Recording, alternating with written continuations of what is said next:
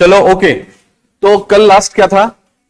Eysenck. याद रखना दो बातें। पहली बात, आइजेंक का जो सिद्धांत है वो दो चीजों का मिश्रण है, एक तो टाइप्स अप्रोच और दूसरा ट्रेड्स अप्रोच। कितनी आसान सी बात लगती है ना, लेकिन परीक्षा में आया था तो केवल पूरे राजस्थान में बहुत कम बच्चे करके आए थे, जो कि कौन थे? मेरे बच्चे थे, हमारे बच्चे थे। दूसरी बात, आइजेंक तीन बीमाएं बताते हैं ना।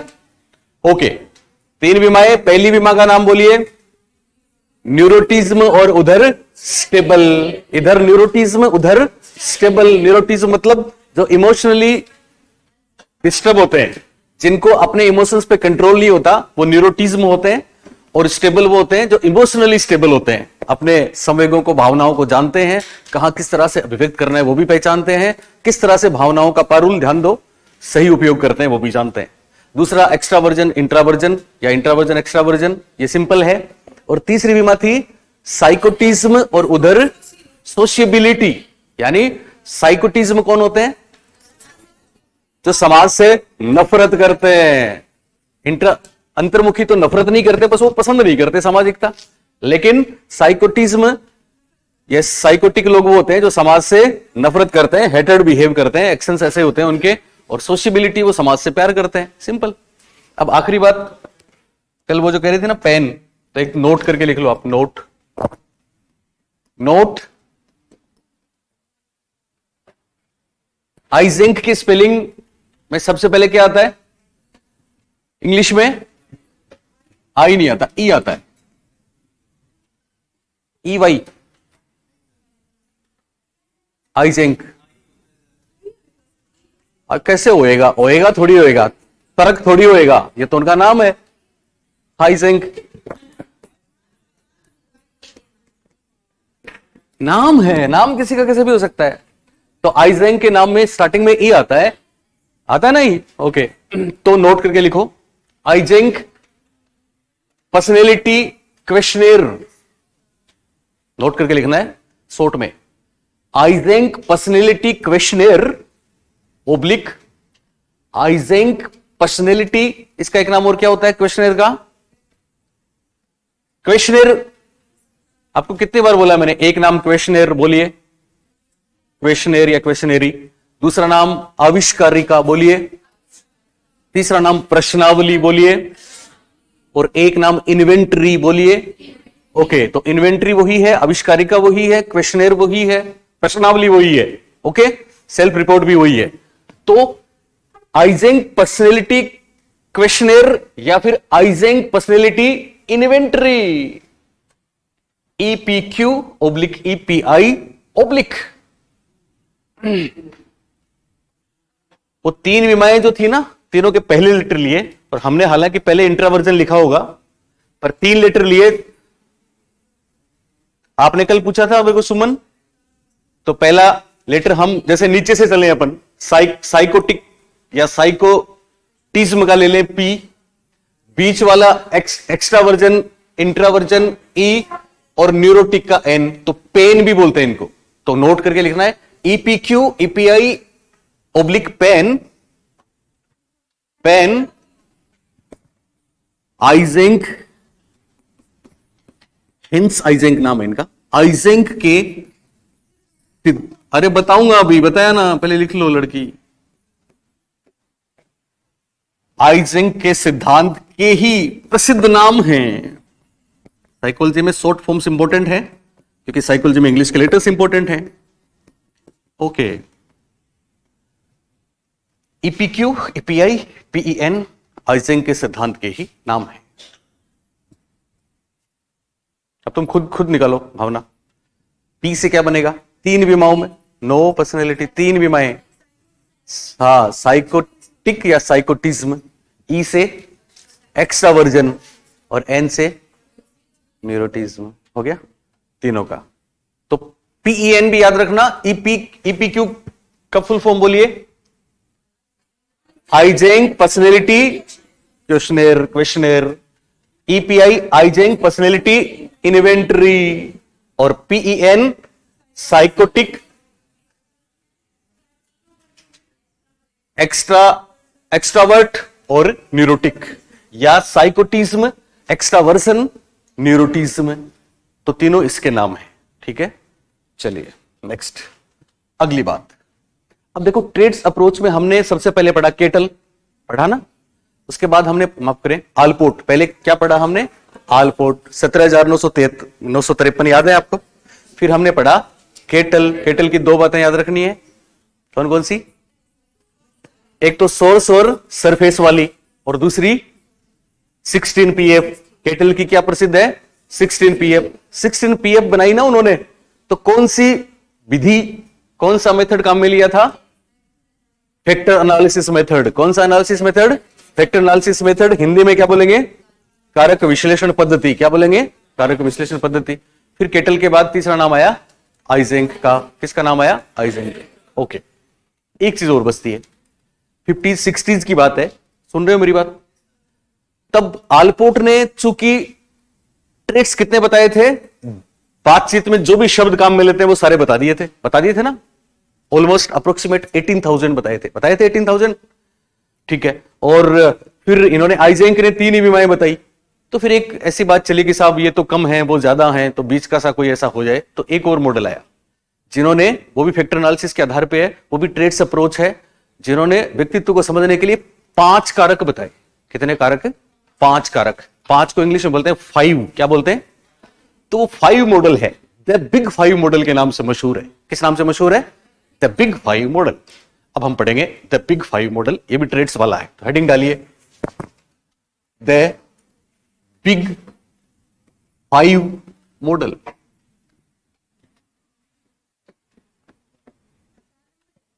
हाँ, नंबर मत लगाया करो, अगला हेडिंग डाल दो द बिग 5 मॉडल, या नंबर लगाओ तो 4 ही हो जाएगा। ये भी एक मॉडल है, द बिग 5 मॉडल। हेडिंग पहले, अच्छा पहले नाम लिखती हो, पहले ये लिखो, ऐसे लिखो जैसे मैं लिखवा रहा हूं, द बिग 5 मॉडल। मोनिका बताओ किसका है, सुमन, नॉर्मैन। ओके यस, एक नाम, 4 लोगों के नाम याद रखने। एक्चुअली नॉर्मैन ने द बिग 5 पे काम किया है। इसके बाद एक नाम आता है लुइस गोल्डबर्ग, उन्होंने भी काम किया है, लेकिन जिन्होंने इस पे इन्वेंटरी बनाई है वो ज्यादा प्रसिद्ध है, 2 लोग, मैक्रे और पॉल कोस्टा, नाम सुना होगा। तो चारों नाम ही लिखने हैं हमको, क्योंकि चारों ही महत्वपूर्ण है। द बिग 5 मॉडल पर्सनैलिटी को समझने का कौन सा अप्रोच है, बोलो, हाँ कौन सी अप्रोच है, ट्रेड्स अप्रोच ही है। कौन सा उपागम है, विशेषज्ञ उपागमी है। हिंदी में एक और नाम कौन सा उपागम है, शील गुण उपागमी है, ये ध्यान रखना है। आलपोर्ट का विश्लेषण व्यक्तित्व को समझने का कौन सा उपागम है, तो शील गुण उपागम है। केटल वाला कौन सा उपागम है, शील गुण उपागम है। आइजेंक का कौन सा उपागम है, शील गुण और प्रकार उपागम दोनों का मिश्रित रूप है। और द बिग 5 मॉडल भी क्या है, शील गुण उपागम है, क्योंकि शील गुण उपागम चल रहा है। ओके, कौन लोग हैं आप लिखें,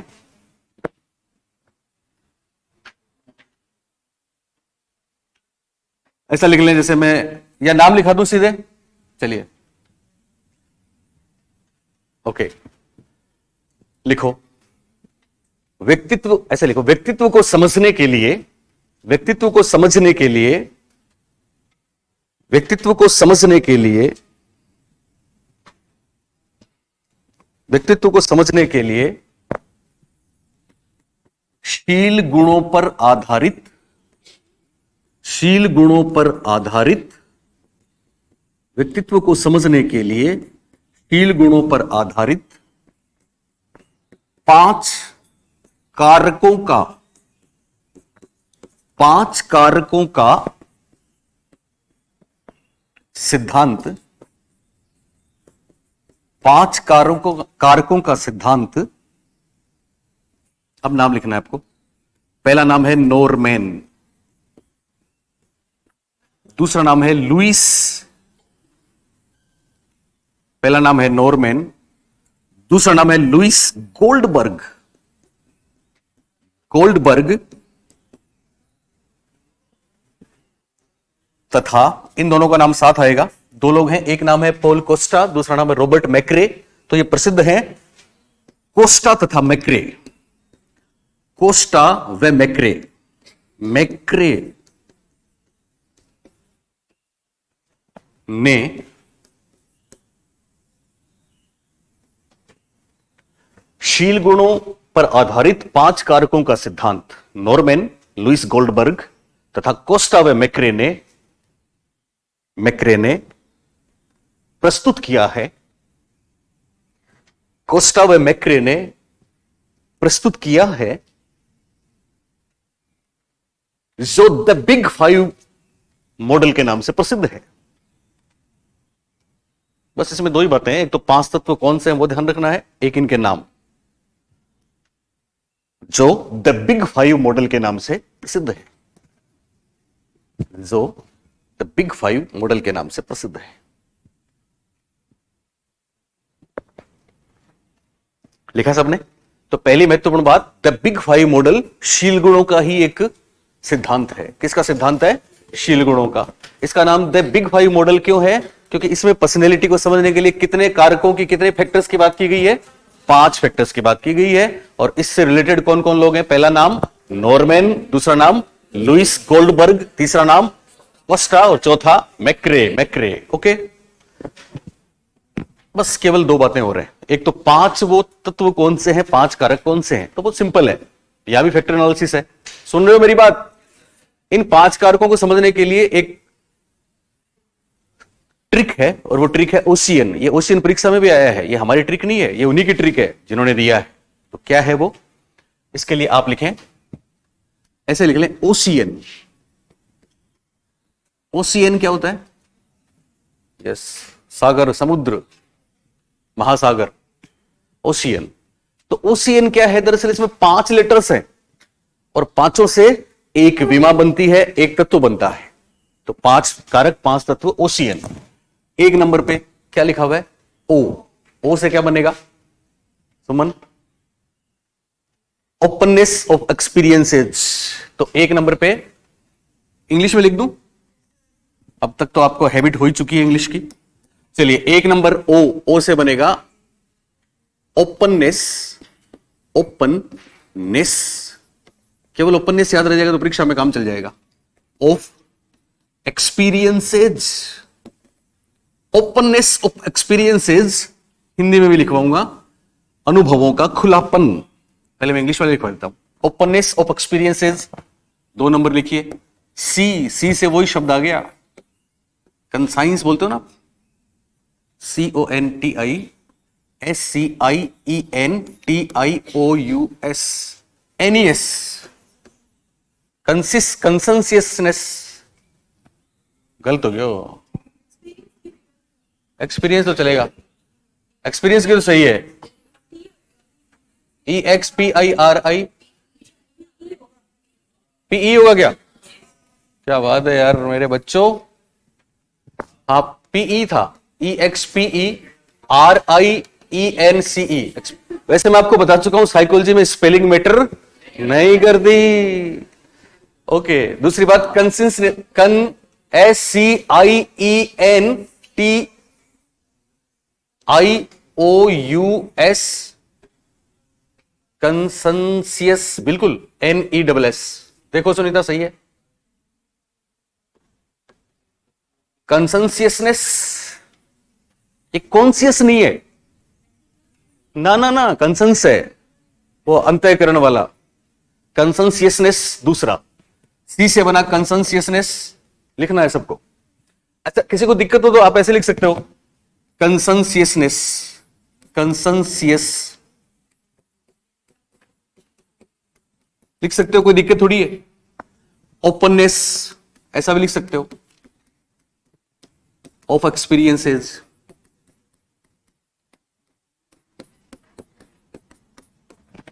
तीसरा लेटर कौन सा? ई से बहुत आसान है, एक्स्ट्रावर्जन, एक्स्ट्रावर्सन या version, extraversion. First grade second grade के पेपर में ऐसा होता है, आपको पता है। L1 का रीट का पेपर आता है, उसमें ये सब आते हैं, इसलिए आप ये नहीं कह सकते कि साहब हमको अंग्रेजी नहीं आती। फोर्थ, ए से अग्रीबलनेस, एग्रीबलनेस, एग्रीबलनेस हिंदी में बोलते हैं एग्रीबलनेस। लिख दो, अभी तो हिंदी लिखवाऊंगा, आपको हिंदी भी लिखना है, बाद में मैं लिखवाऊंगा तब। एग्रीबलनेस। और फाइनली पांचवा लेटर कौन सा है? एन से वही आता है, न्यूरोटिज्म। न्यूरोटिज्म, इसको शॉर्ट में न्यूरोटिज्म बोलते हैं, न्यूरोटिसिज्म भी बोलते हैं। न्यूरोटिज्म।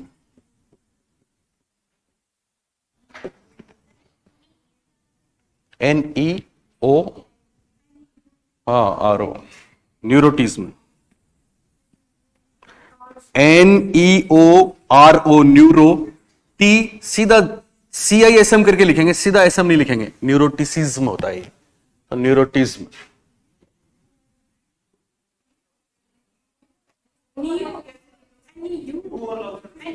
ओके, यू आएगा, शाबाश शाबाश शाबाश।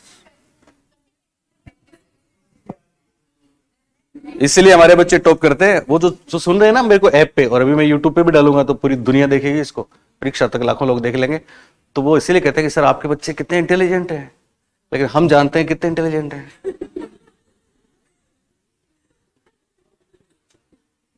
वाकई है, न्यूरोटिज्म। ओके,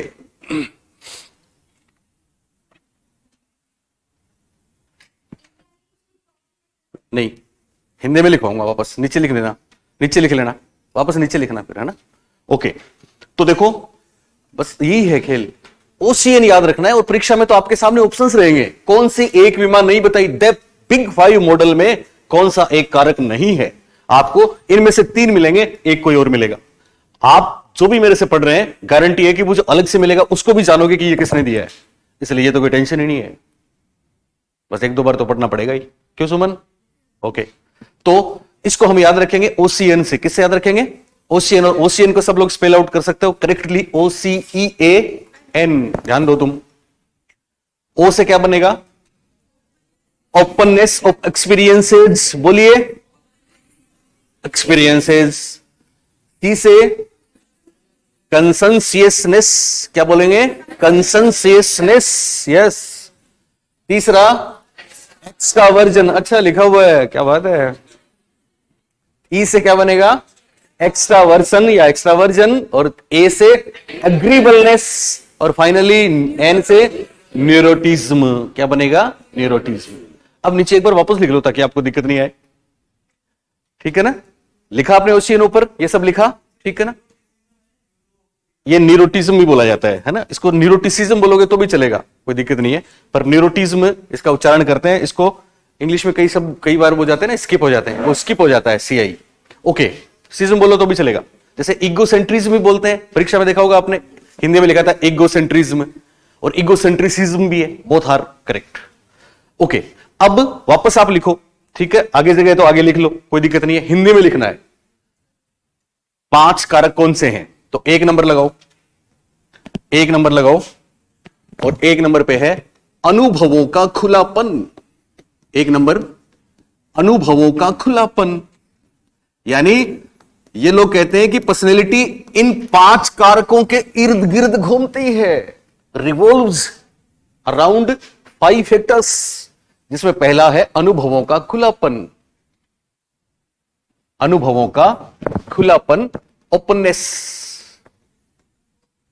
दूसरा क्या था? दूसरा कंसेंसियसनेस, जिसको हिंदी में क्या बोलते हैं? कर्तव्य, नो एकाग्रता, कर्तव्यनिष्ठा, कर्तव्यनिष्ठा। दूसरा कर्तव्यनिष्ठा है।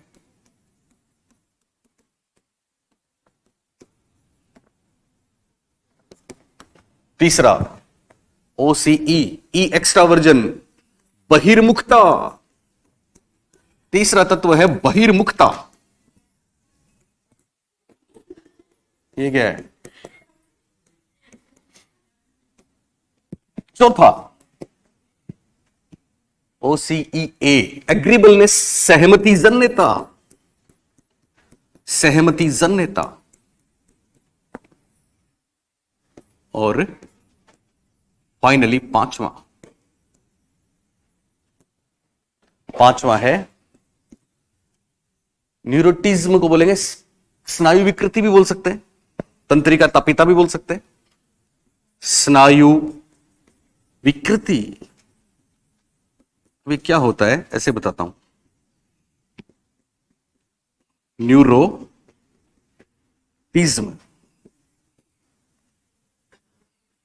ओके। तो बिग 5 मॉडल है ये। कौन सा मॉडल है? The big 5 model. कितने फैक्टर्स हैं इसमें? 5, इसलिए इसका नाम क्या है? The big 5। ओके, तो ये लोग बोलते हैं, लिख लिया सबने? बोलिए 1 नंबर पे हिंदी में क्या लिखा? अनुभवों का खुलापन। 2 नंबर कर्तव्य निष्ठा। 3 नंबर बहिर्मुखता। 4 नंबर सहमति जन्यता। और 5 नंबर स्नायु विकृति। अब ये क्या होता है सुनो। ये लोग कहते हैं कि पहला फैक्टर है पर्सनैलिटी को समझने के लिए ओपननेस ऑफ एक्सपीरियंसेस। आप सामने देखो कुछ लोग, ओपननेस क्या है? मतलब कुछ लोग ऐसे होते हैं कि जो एकदम ओपन होते हैं। ओपन का मतलब वो रिजर्व नहीं होते, बल्कि वो अपनी सारी चीजें दूसरों से डिस्कस करते हैं और वो दूसरों की चीजों को एक्सेप्ट करते हैं। उनको इस बात की कोई वो नहीं है कि साहब हम रिजिड हैं, हम दूसरों की बात नहीं मानेंगे, तो जहां से जो भी मिलता है वो सब ले लेते हैं। ऐसे लोग ओपननेस ऑफ एक्सपीरियंसेस वाले फैक्टर्स के में इस फैक्टर की डोमिनेंस रहती है उनमें। ये होते हैं कर्तव्य को कभी नहीं छोड़ते, काम होता है जो पूरा करते हैं। बहिर्मुखता आप जानते ही हो, ये दूसरों में ज्यादा आउटगोइंग होते हैं। सहमति जन्यता, कुछ लोग ऐसे होते हैं, आपने देखा वो किसी की बात मानते ही नहीं है, कुछ भी कर दो कुछ भी कर लो नहीं मानेंगे। कुछ ऐसे होते हैं जो तुरंत मान लेते हैं, है ना? तो जो तुरंत मान लेते हैं वो कितने अच्छे होते हैं। ओके, और ये कौन होते हैं? न्यूरोटिक। ये बात बात पे तुनक उठते हैं, इरिटेट हो जाते हैं, लड़ने को आतुर रहते हैं, क्योंकि इनके इमोशंस कंट्रोल में नहीं रहते। तो इनके अंदर की बातें आपको नहीं पूछेंगे, क्योंकि वो क्लिनिकल साइकोलॉजी में आता है। पर ये आपको जरूर पूछेंगे परीक्षा में कि कौन सा एक कारक नहीं है, कितने कारक बताए, किसने बताए, या फिर द बिग 5 मॉडल से रिलेटेड कोई बात। तो क्लियर है आपको? सिंपल। ओके, एक चीज और वो परीक्षा में आई है, ये भी आई है, एक बार नहीं, 2 बार नहीं, 10 बार। क्यों आई है पता है आपको? क्योंकि एनसीईआरटी में शुरू से ही है। और एनसीईआरटी की चीजें हम जानते हैं साइकोलॉजी में कितनी इंपॉर्टेंट है, जानते हो ना? और वो चीजें फर्क भी पैदा करती हैं, क्योंकि जो भी मनोविज्ञान पढ़ाते हैं वो मनोविज्ञान ही पढ़ाते हैं, साइकोलॉजी नहीं पढ़ा सकते। इसलिए ये फर्क पैदा कर देगी, और पिछले 5-7 साल में ऐसा हो ही रहा है, आगे और भी होगा। ओके, क्या बचती है वो बात? वो पॉल कोस्टा और मैक्रे वाली बात ही है। 2 लोगों के नाम हमको ज्यादा ध्यान रखना है, पॉल कोस्टा, रॉबर्ट मैक्रे। तो कोस्टा व मैक्रे बोलिए। ओके, कोस्टा व मैक्रे ने ये जो 5 तत्व हैं, हालांकि ये 5 तत्व नॉर्मन के टाइम से 1960 के आसपास से शुरू हो गए थे, 67 में पहली बार नॉर्मन ने दिए थे। पर इन लोगों ने इस पे आधारित एक प्रश्नावली बनाई। क्या बनाई? प्रश्नावली क्या होती है? प्रश्नावली में प्रश्न होते हैं, आइटम्स होते हैं, एकांश होते हैं, पेपर में छाप दिया। लेकिन खास बात क्या होती है? उनके आंसर यस नो या ट्रू फॉल्स में ही होते हैं। यस नो, ट्रू फॉल्स, या फिर कई बार कांट से। तो आपके सामने वो रख देंगे, ठीक है, हर पॉइंट का। जैसे किस बात पे आपको गुस्सा आता है, ऑप्शंस दे देंगे। ऑप्शंस ट्रू फॉल्स एक ही बात होती है, ठीक है, या ये बात सही है क्या, अकेले रहते हैं तो हमें ये लगता है, सही है कि गलत है, ट्रू है कि फॉल्स है। इस तरह से आप क्या करोगे? आप वो पेपर भर के दोगे और हम आपकी पर्सनैलिटी का असेसमेंट कर लेंगे। प्रश्नावली में यही होता है। सुन रहे हो मेरी बात? तो क्या बात थी? यस, इन 5 बिंदुओं के आधार पर एक प्रश्नावली बनाई। किसने बनाई? वही 2 लोग थे, पॉल कोस्टा और रॉबर्ट मैक्रे। तो कोस्टा व मैक्रे ने एक प्रश्नावली बनाई। वो किस नाम से मशहूर है जो अपनी परीक्षा में आया है? बताओ कोई, सुमन? ओके, सिंपल है, उसका नाम है, बस एक शब्द आ गया, नियो। कौन सा शब्द आ गया? नियो। नियो मैंने आपको पहले ही बताया था, याद है? नियो पस फ्राइडवादी में नियो फ्राइडियन, याद है? Okay, NEO, neo. नियो को हिंदी में कहते हैं नव। नव फ्राइडवादी को नियो फ्राइडियन बोलते हैं ना। तो इन्होंने प्रश्नावली बनाई। ये थोड़ी पुरानी बात हो गई थी, तो ये 92 की बात है। उसके रिवीजन अभी भी चल रहे हैं, 2000 के बाद भी चल रहे हैं। तो वो जो प्रश्नावली बनाने वाले 2 लोग थे, उनके प्रश्नावली का नाम परीक्षा में पूछा है, तो इंपॉर्टेंट है वो, इसलिए आप इंपॉर्टेंट करके लिखिए। इंपॉर्टेंट लिख के, इंपॉर्टेंट, इंपॉर्टेंट। कोस्टा, दूसरे कौन थे? मैक्रे। कोस्टा तथा मैक्रे ने, कोस्टा तथा मैक्रे ने, कोस्टा तथा मैक्रे ने द बिग 5, कोस्टा तथा मैक्रे ने द बिग फाइव मॉडल के कोस्टा तथा मैक्रे ने द बिग फाइव मॉडल के 5 कारकों पर आधारित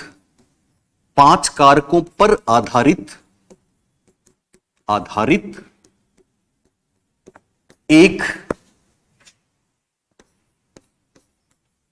व्यक्तित्व पर्सनैलिटी, एक व्यक्तित्व आविष्कारिका प्रश्नावली का ही नाम है। आविष्कारिका की जगह प्रश्नावली लिखेंगे तो भी चलेगा। एक व्यक्तित्व प्रश्नावली या व्यक्तित्व आविष्कारिका।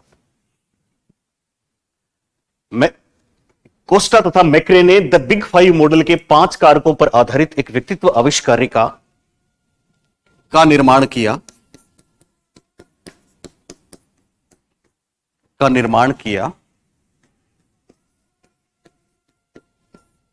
जो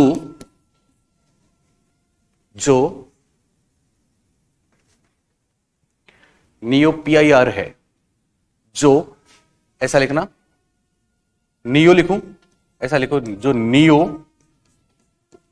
नियो व्यक्तित्व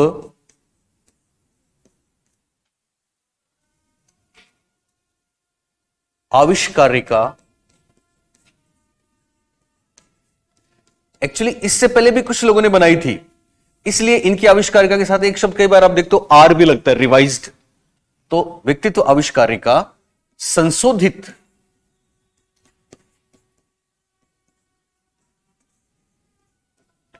और यहां ब्रैकेट में लिखोगे ऐसे NEO नियो PIR के नाम से प्रसिद्ध है, मशहूर है।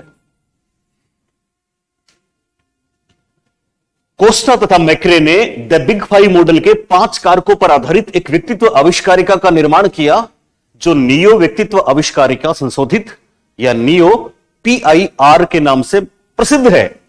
चिंता की कोई बात नहीं है, नियो तो नव है। PI में P से क्या बनेगा? पर्सनैलिटी, I से इन्वेंटरी और R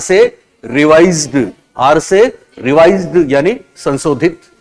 तो ऐसा नाम आए परीक्षा में नियो PIR, किसने दी? तो बोल देना कोस्टा और मैक्रे ने।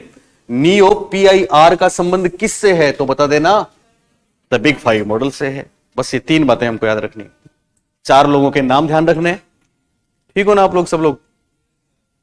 ओके, 4 लोगों के नाम ध्यान रखने हैं। किस किस के? पहला नाम नॉर्मैन, दूसरा नाम लुइस गोल्डबर्ग, तीसरा नाम कोस्टा, चौथा नाम मैक्रे। कितने कारक बताए? 5, इसलिए मॉडल का नाम द बिग फाइव मॉडल। और 5 कारकों को याद करने के लिए कौन सा शब्द? ओशियन, पहला लेटर ओ, दूसरा सी, तीसरा ई, चौथा ए, पांचवा एन। बाकी आप आराम से कर दोगे। और खास बात, इन 5 कारकों पर आधारित एक आविष्कारिका बनाने वाले कौन थे? कोस्टा और मैक्रे। और वो किस नाम से मशहूर है? Neo PIR। किस नाम से मशहूर है? Neo PIR। इसमें नियो तो नियो है, PI हो गया पर्सनैलिटी। बोला करो, नियो में नियो तो हो गया, PI से क्या बना? Personality, inventory. और R का मतलब रिवाइज्ड। हिंदी में नियो व्यक्तित्व आविष्कारिका संशोधित। ओके, शाबाश, हो गया ट्रेट्स अप्रोच। अब एक और अप्रोच है। एक्चुअली पर्सनैलिटी को समझने के लिए बहुत सी अप्रोचेज हैं, उनमें टाइप्स अप्रोच महत्वपूर्ण है, सुन रहे हो? ट्रेट्स अप्रोच महत्वपूर्ण है। एक डायनेमिक अप्रोच भी आती है, साइकोडायनेमिक जिसको कहते हैं। इसका केवल नाम ही ध्यान रखना है। साइकोडायनेमिक नाम आते ही बोलिए किसका नाम? साइकोडायनेमिक को हिंदी में बोलते हैं मनोगत्यात्मक। बोलो, ओब्वियसली फ्राइड, सिगमंड फ्रॉइड। तो साइकोडायनेमिक अप्रोच देने वाले कौन है? सिगमंड फ्रॉइड है। और सिगमंड फ्रॉइड ने क्या दिया? वो सारी बातें मैं आपको बता चुका हूं, जिसमें चेतन अचेतन है, जिसमें इड ईगो सुपर ईगो है, जिसमें वो 5 स्टेजेस हैं। ये डायनेमिक या साइकोडायनेमिक अप्रोच है। एक ह्यूमनिस्टिक अप्रोच, उसमें भी केवल नाम ध्यान रखना है। मोटिवेशन में हम आपको फ्रॉइड वाली चीज तो पढ़ा ही चुके हैं। ह्यूमनिस्टिक अप्रोच वाली बात और करवाएंगे। ह्यूमनिस्टिक अप्रोच है मानवतावादी दृष्टिकोण। व्यक्तित्व को समझने के लिए कौन सा दृष्टिकोण? मानवतावादी दृष्टिकोण, जिसमें दो ही नाम आएंगे, एक तो कार्ल रोजर्स और दूसरा अब्राहम मैस्लो। दूसरा अब्राहम मैस्लो। वैसे फर्स्ट ग्रेड में मैं ये बात बता चुका हूं, सेकंड ग्रेड वालों को भी बताई नहीं, इसलिए आपको थोड़ा सा ऐसा लग रहा है, बताएंगे ये सारी बात। ठीक है, मानवतावादी अप्रोच क्या कहती है, बोलो क्या कह सकती है? या फिर साइकोडायनेमिक अप्रोच क्या कह सकती है? मनोविश्लेषणात्मक उपागम आपने पढ़ लिया पूरा, वही साइकोडायनेमिक है। साइकोडायनेमिक फ्राइड क्या कहते हैं व्यक्तित्व को समझने के लिए? फ्राइड कहते हैं कि साहब हमारी पर्सनैलिटी हमारे पुराने अनुभवों से बनी है, जो जो चीजें हम कह नहीं पाए, कर नहीं पाए, अचेतन में चली गई और वैसे ही हम बन गए। तो आपने 5 स्टेज में भी देखा होगा, उनकी भविष्यवाणी ऐसे ही आती है। चेतन अचेतन के प्रभाव भी ऐसे ही हैं, इड, ईगो और सुपर ईगो। तो एक तो जन्मजात होती है, एक ओरल स्टेज के अंत में बनती है, एक फेलिक स्टेज के अंत में बनती है, तो उनका भी पर्सनैलिटी पे प्रभाव पड़ता है। तो साइकोडायनेमिक अप्रोच कहती है कि हमारे पुराने अनुभव, पास्ट ट्रोमेटिक एक्सपीरियंसेस, हमारी वो बातें, वो भावनाएं, वो वॉयलेंस, वो सेक्सुअल अर्ज, वो चीजें जो हम व्यक्त नहीं कर पाए, वो हमारी पर्सनैलिटी को बाद में जाके इफेक्ट करती हैं, इंपैक्ट करती हैं। सुन रहे हो मेरी बात? इसी तरह से मानवतावादी दृष्टिकोण में 2 लोग आएंगे, कार्ल रोजर्स और अब्राहम मैस्लो। वो ये कहते हैं, क्या कहते हैं सुन लें एक ही लाइन, कि इंसान जन्म से ही सेल्फ मोटिवेटेड होता है। मानवतावादी दृष्टिकोण क्या कहता है कि इंसान जन्म से ही क्या होता है? सेल्फ मोटिवेटेड होता है, जन्म से ही अपने लक्ष्य की तरफ अग्रसर होता है, बेस्ट करेगा, बेस्ट। बड़ी बड़ी फैक्ट्रीज में और इसमें इनका मैस्लो की वो 5 मॉडल, 5 नीड्स वाली हायरार्की नीड्स वाला मॉडल पढ़ाएंगे आपको हम, तब एकदम क्लियर हो जाएगा कि मानवतावादी दृष्टिकोण, ह्यूमनिस्टिक अप्रोच ये मानती है कि इंसान बेसिकली अच्छे होते हैं, मंजिल की तरफ ही चलते हैं, अपना बेस्ट देने की कोशिश करते हैं, सेल्फ मोटिवेटेड होते हैं, उनकी वैल्यूज, उनके एटीट्यूड्स ये महत्वपूर्ण होते हैं और वो खुद इनको बेस्ट से बेस्ट देने की कोशिश करते हैं, इसलिए बाहर से उनको मोटिवेट मत करो। ये मानवतावादी दृष्टिकोण है। इसमें केवल 2 लोग हैं, कार्ल रोजर्स और अब्राहम मैस्लो। इसके अलावा 4 बातें मैंने आपको बताई।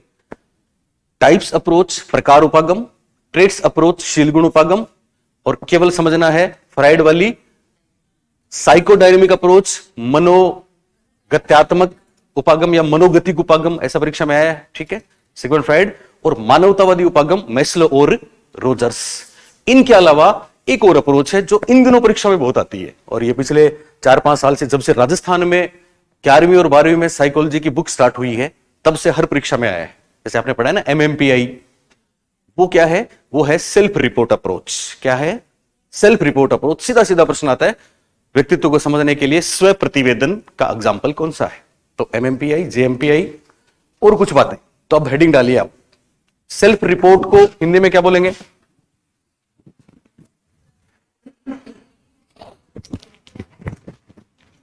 लिखो, स्व प्रतिवेदन।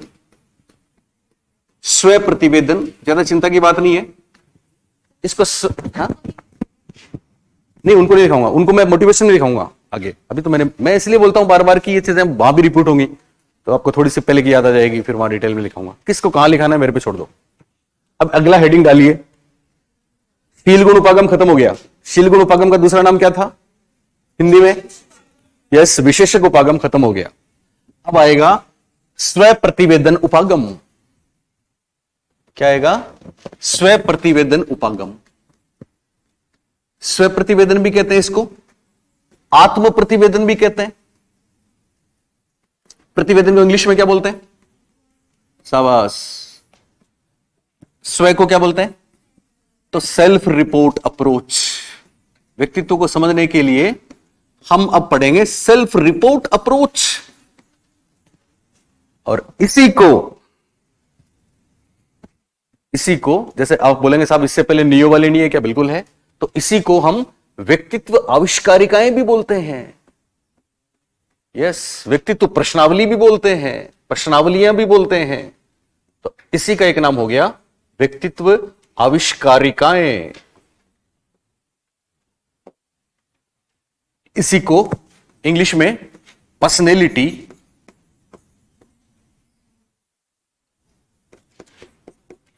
इन्वेंटरीज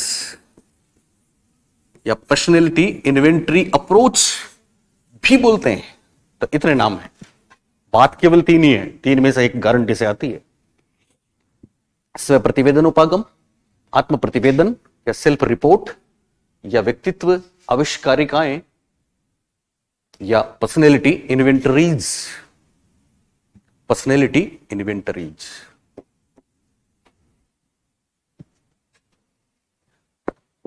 क्या होती है ये, लिखो आप। सारे नाम लिखे आपने, बताओ, लिखो फिर जल्दी, मैडम लिखो। बोलिए, पहला नाम क्या लिखा? स्व प्रतिवेदन उपागम। दूसरा नाम आत्म प्रतिवेदन। तीसरा नाम सेल्फ रिपोर्ट अप्रोच। चौथा नाम व्यक्तित्व आविष्कारिकाएं। और फिफ्थ वन इन्वेंटरीज। ओके, क्या होती है, एक लाइन में लिख लो।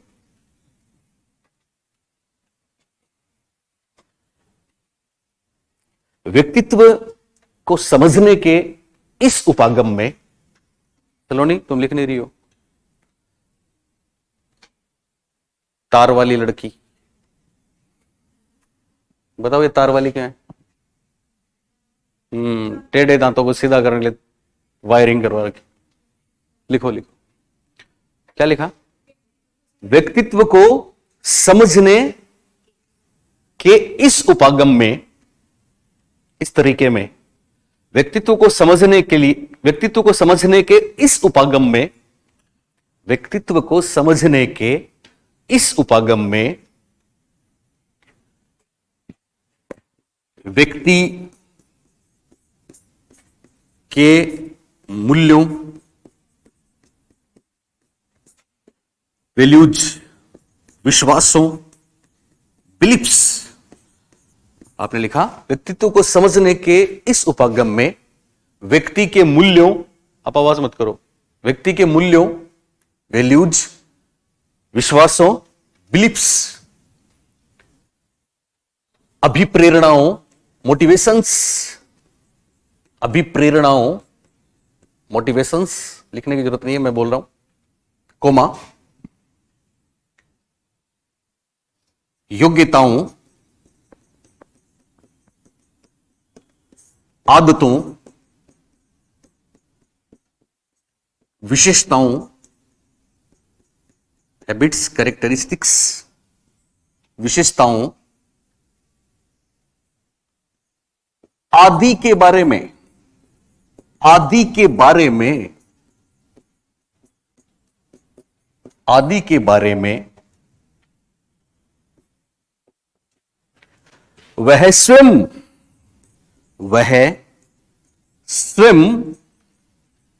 ही वक्तव्य, वह स्वयं ही वक्तव्य ओब्लिक रिपोर्ट देता है। वह स्वयं ही वक्तव्य ओब्लिक रिपोर्ट देता है। व्यक्तित्व को समझने के इस उपागम में व्यक्ति के मूल्यों, विश्वासों, अभिप्रेरणाओं, योग्यताओं, आदतों, विशेषताओं आदि के बारे में वह स्वयं ही वक्तव्य अथवा रिपोर्ट देता है। वह स्वयं ही वक्तव्य अथवा रिपोर्ट देता है। बात समझ आई? यानी इसमें कौन बताएगा अपनी पर्सनैलिटी के बारे में?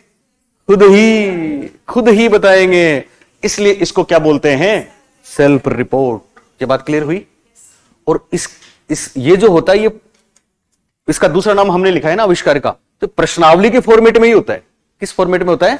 प्रश्नावली के फॉर्मेट में होता है। अब तक हमने जो भी शॉर्ट फॉर्म पढ़े होंगे याद करो आप, नियो, PIR, अब पढ़ेंगे MMPI। इससे पहले हमने एक जगह वो पढ़ा था उनका मायर ब्रिग्स MBTI।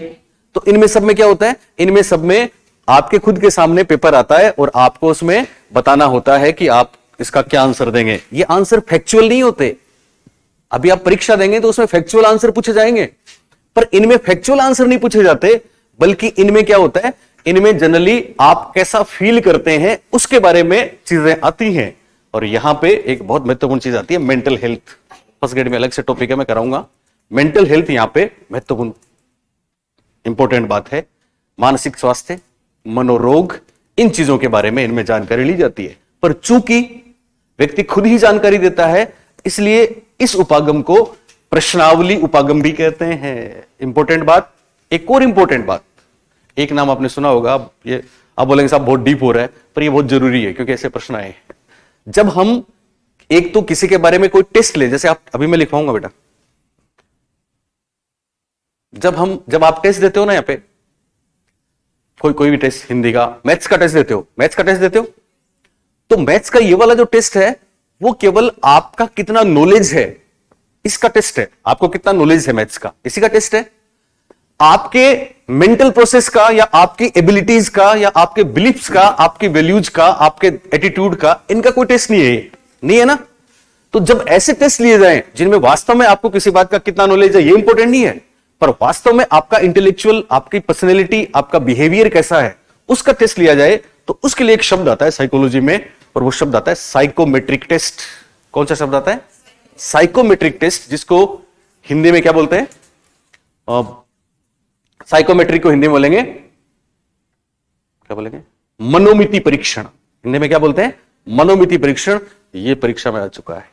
ये और कुछ नहीं है मनोमिति परीक्षण, बल्कि प्रश्नावली का ही, आविष्कारिका का ही, सेल्फ रिपोर्ट का ही दूसरा नाम है। तो ये इंपॉर्टेंट बात है, लिखो इसको इंपॉर्टेंट करके। इंपॉर्टेंट इस उपागम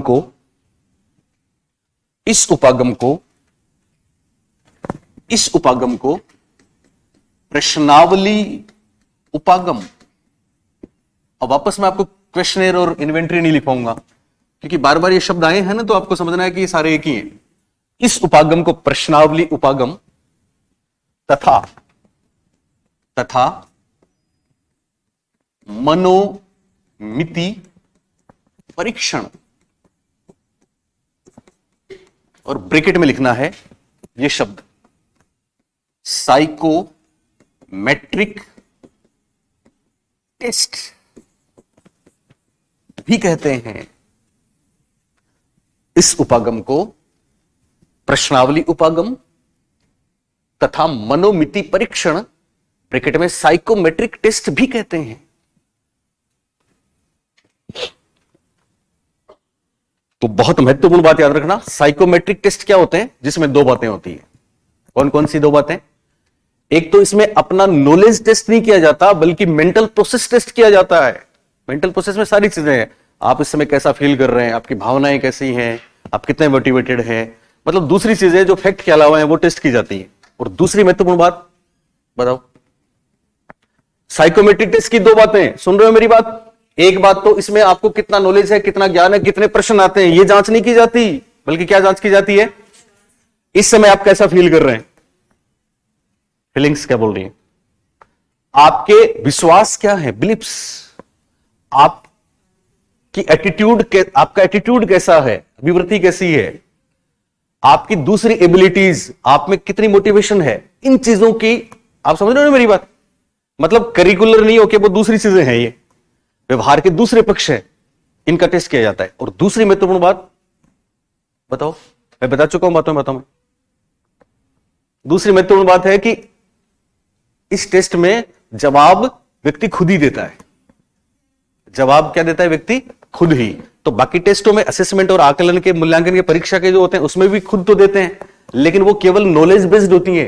ये नॉलेज बेस्ड नहीं है, बल्कि दूसरी चीजें मेंटल प्रोसेस बेस्ड है। आपका मेंटल प्रोसेस कैसा है, आपकी आईक्यू कैसी है, यस आईक्यू कैसी है, आपकी पर्सनैलिटी कैसी है, आप कैसा सोचते हैं, आपके विश्वास कैसे हैं, आप कितने अभिप्रेरित हैं, आप गुस्सा कितना आता है, मतलब ये सारी चीजें, इमोशंस भी हैं, सारे फैक्टर्स हैं, उनका टेस्ट होता है। और दूसरी बात, ये टेस्ट कौन देता है? खुद ही देते हैं। अब इसमें तीन महत्वपूर्ण चीजें हैं। कितनी? तीन। और एक आपने अक्सर सुना होगा कि साहब प्रश्नावली की बात करें, सुन रहे हो मेरी बात? प्रश्नावली के जनक कौन है? यस, कौन है? वुडवर्थ। तीन बातें। पहली बात लिखो आप, इसमें पहली बात लिखो, ऐसा लिखो, वुडवर्थ आरएस। पहली बात, वुडवर्थ आरएस। वुडवर्थ आरएस व्यवहारवादी हैं, अमेरिका के थे। वुडवर्थ आरएस, जैसा मैंने लिखा है, और नीचे लिखो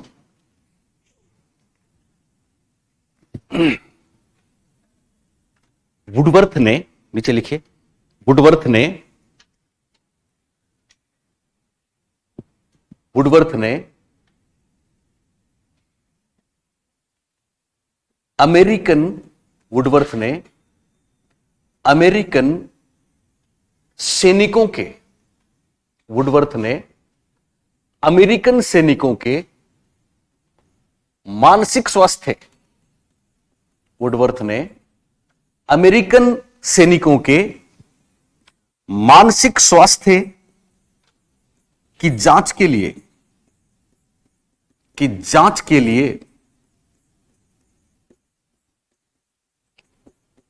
1918 में वुडवर्थ ने अमेरिकन सैनिकों के मानसिक स्वास्थ्य की जांच के लिए कब 1918 में सर्वप्रथम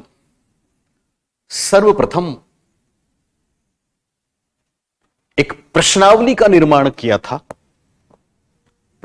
वुडवर्थ ने अमेरिकन सैनिकों के मानसिक स्वास्थ्य की जांच के लिए कब 1918 में सर्वप्रथम एक प्रश्नावली का निर्माण किया था, जिसमें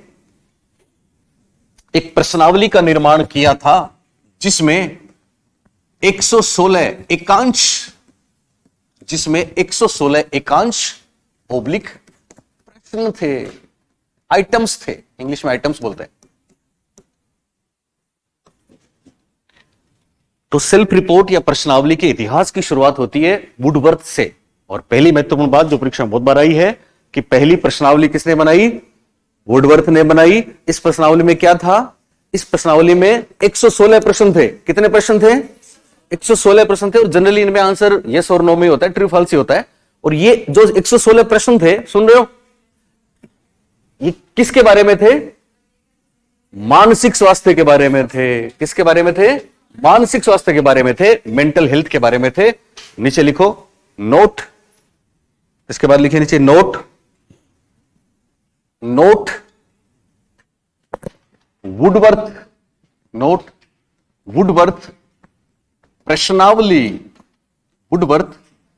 प्रश्नावली के जनक माने जाते हैं। वुडवर्थ प्रश्नावली के जनक माने जाते हैं।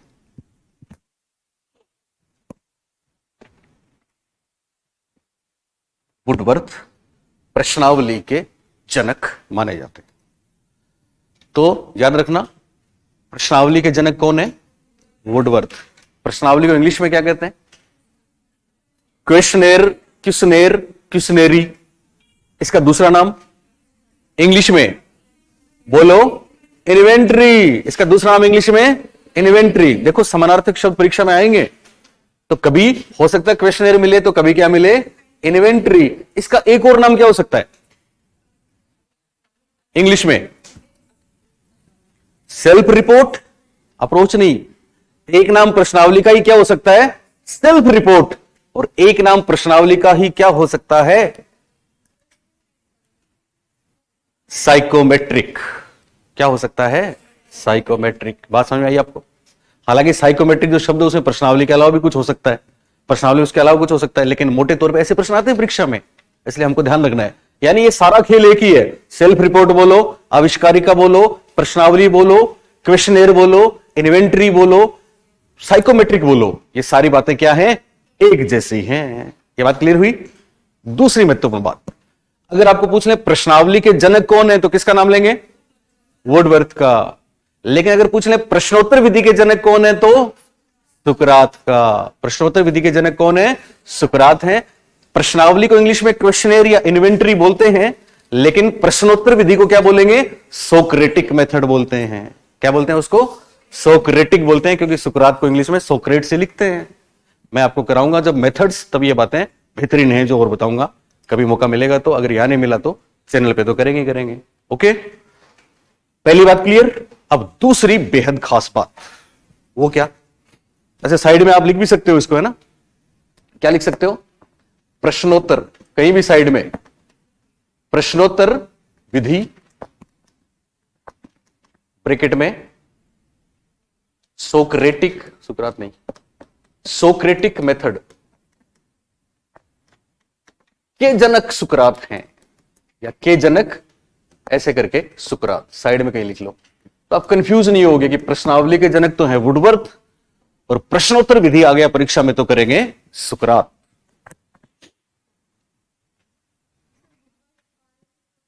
नहीं, हाँ, इनका नाम है पूरा।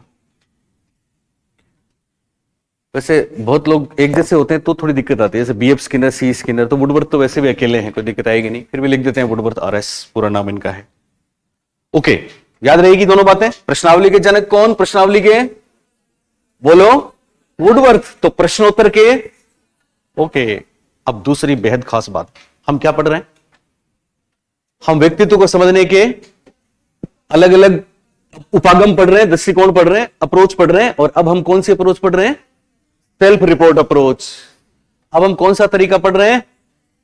प्रश्नावली अप्रोच, प्रश्नावली उपागम। क्या पढ़ रहे हैं? अब हम कौन सा पढ़ रहे हैं? Psychometric approach. क्या पढ़ रहे हैं? अब हम पढ़ रहे हैं मनोमिति परीक्षण उपागम। क्या पढ़ रहे हैं? ओके। और इसमें पहली बात याद रखनी है, वुडवर्थ साहब वाली। किसकी? वुडवर्थ ने पहली प्रश्नावली बनाई थी। किसके लिए बनाई थी? मानसिक स्वास्थ्य की जांच करने के लिए। किसकी? सैनिकों की। कौन से देश में? अमेरिका में। और यह बात कब की है? 1918 की। और कितने प्रश्न थे इसमें? 116 थे। एक्चुअली जब पहला वर्ल्ड वार हुआ तो आपको पता है 1914 में स्टार्ट हुआ, 18 में खत्म हुआ। और वर्ल्ड वार में आपको पता है विभिन्न देशों के लोग दो गुटों में बंटे थे, तो अमेरिका की सेना में बहुत से लोग गए थे। अब 4 साल जब वर्ल्ड वार चला, उसके बाद पता है क्या हुआ? उसके बाद जाने कितने सैनिक ऐसे थे जो पता नहीं कहां थे, लापता हो गए थे। जाने कितने ऐसे थे जिनके घर लापता हो गए थे। तो फिर अमेरिका में यह हुआ कि साहब जितने लोग हैं कम से कम चेक करो कि ये मेंटली अभी स्टेबल तो है क्या, ठीक ठाक तो है क्या। तो उन सबको सैनिकों को पेपर दिए गए और उन पेपर्स में ऐसे 116 आइटम्स थे जिनके जवाब उन्होंने खुद ही दिए। तो ये सब था उनके मानसिक स्वास्थ्य की जांच के लिए। किसकी जांच के लिए? ओके।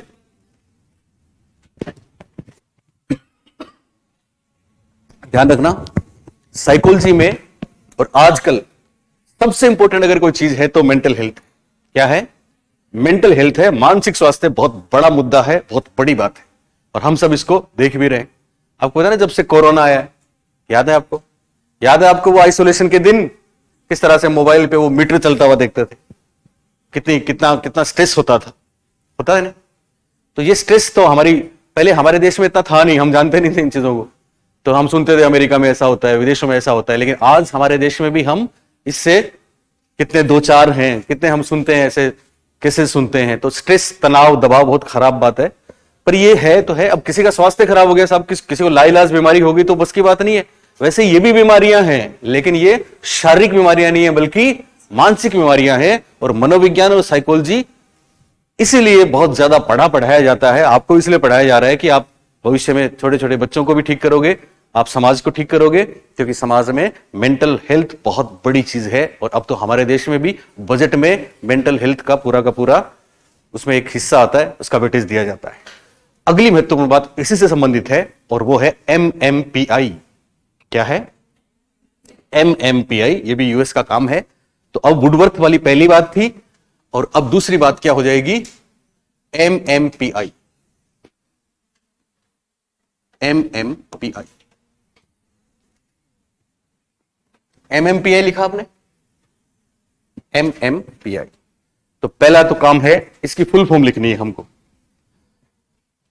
फुल फॉर्म लिखिए इंग्लिश में। देखो, इंग्लिश में सुन रहे हो? मिनेसोटा मल्टीफेजिक पर्सनैलिटी इन्वेंटरी है। क्या है? एम से मिनेसोटा, माइनेसोटा एक यूनिवर्सिटी का नाम है अमेरिका में, मिनेसोटा। मल्टीफेजिक बोलते हैं बहुपक्षीय, और पर्सनैलिटी तो अब तक आप वाकिफ हो चुके हैं, किसको बोलते हैं? व्यक्तित्व। और आई से इन्वेंटरी, इन्वेंटरी किसको बोलते हैं? आविष्कारिका या प्रश्नावली। तो नीचे लिखो, ऐसे लिखो मिनेसोटा, इसका पूरा नाम लिखना है, हेडिंग है ये, मिनेसोटा बहुपक्षीय, मिनेसोटा बहुपक्षीय व्यक्तित्व आविष्कारिका, व्यक्तित्व आविष्कारिका। मिनेसोटा बहुपक्षीय व्यक्तित्व आविष्कारिका।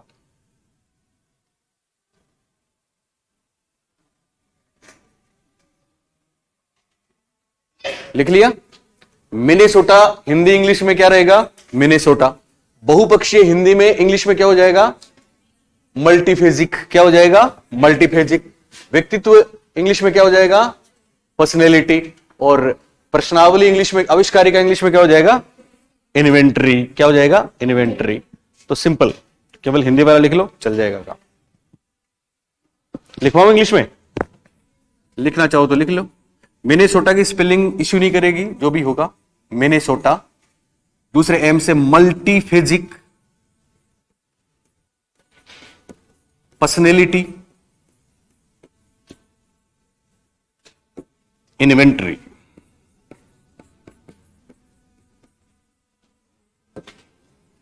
इसके निर्माता लिख लो। आई करें क्या? ये भाई होगा। Minnesota multiphasic personality inventory.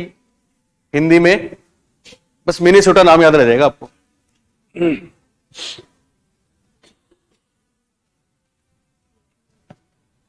मुझे भी चाहिए पर है ही नहीं।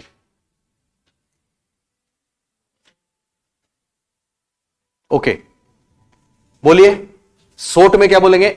MMPI। बोलिए MMPI। इंग्लिश में पहले एम से मिनेसोटा, दूसरे एम से मल्टीफेजिक, पी से पर्सनैलिटी, आई से इन्वेंटरी।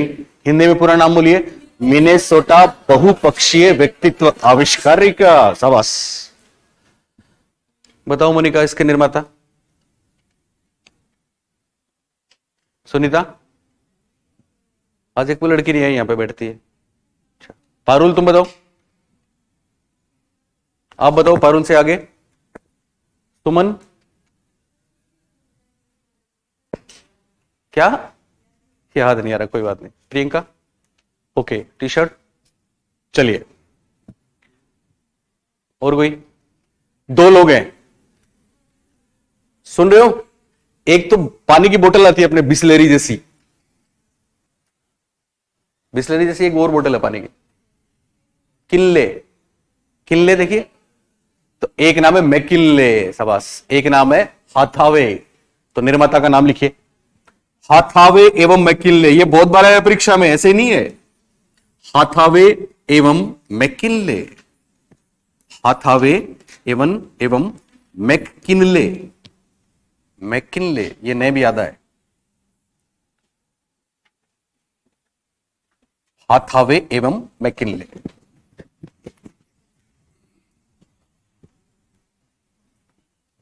एक्चुअली ये दो लोग थे, अमेरिका में मिनेसोटा यूनिवर्सिटी में प्रोफेसर थे।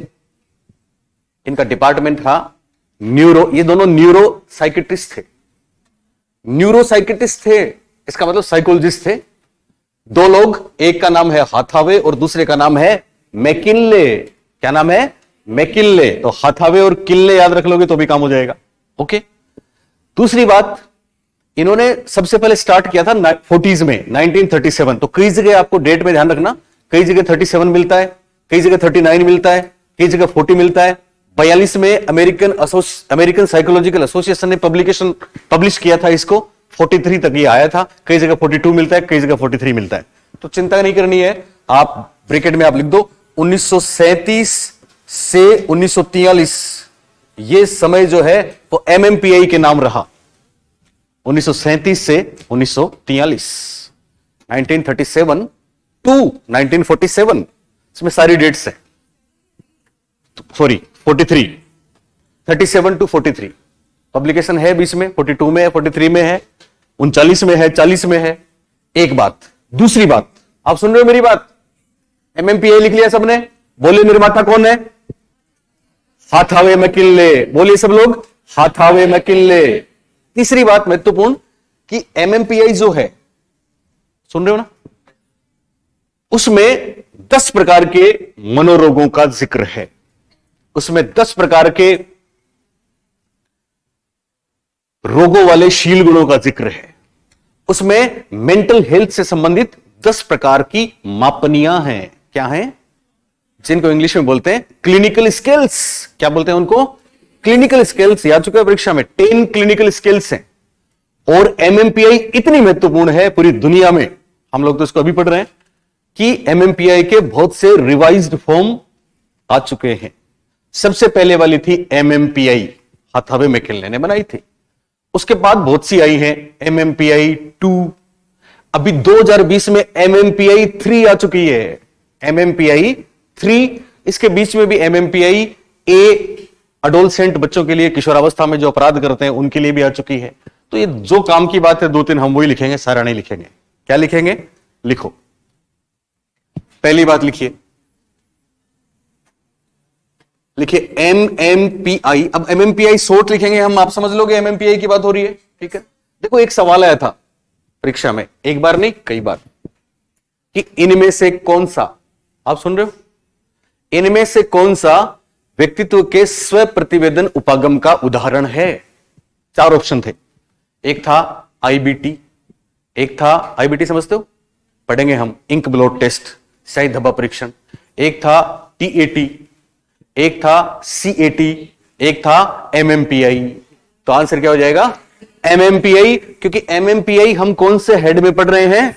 स्व प्रतिवेदन उपागम में पढ़ रहे हैं। इसलिए एमएमपीआई प्रक्षेपी विधि नहीं है, बल्कि एमएमपीआई क्या है? स्व प्रतिवेदन है। एमएमपीआई सब्जेक्टिव मेथड भी नहीं है, एमएमपीआई आत्मनिष्ठ या वस्तुनिष्ठ विधि भी नहीं है। ये तो क्या है?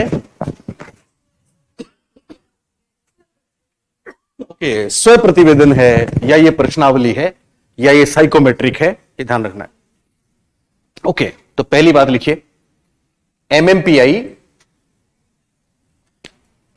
लिखो, एमएमपीआई में मानसिक स्वास्थ्य, एमएमपीआई में मानसिक स्वास्थ्य तथा रोगात्मक शील गुणों, आप बोलेंगे सब वापस शील गुण आ गया, तो बिल्कुल ये मिक्सअप है, ये सेल्फ रिपोर्ट भी है और ट्रेट्स भी है। ठीक है, तो एमएमपीआई में पर सवाल मिक्स वाला आइजेंग का ही आएगा। एमएमपीआई में मानसिक स्वास्थ्य तथा रोगात्मक शील गुणों पर आधारित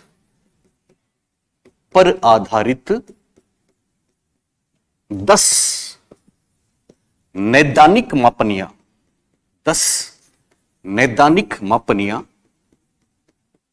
ध्यान रखना, यहां पे बहुत बार ऐसा होता है कि परीक्षा में भी और वैसे भी ये समझने के लिए भी, इंग्लिश में क्लिनिकल जो शब्द है उसके लिए उपचारात्मक नहीं आता, नैदानिक ही आता है। उसका रीजन है एक, क्योंकि इसमें नैदानिक मापनियां हिंदी में हम लिखेंगे तो ये सही है, गलत नहीं है। आप ये नहीं कह सकते कि साहब डायग्नोस्टिक क्यों नहीं है, क्लिनिकल शब्द ही आएगा, इसलिए ब्रैकेट में लिखोगे क्लिनिकल स्किल्स,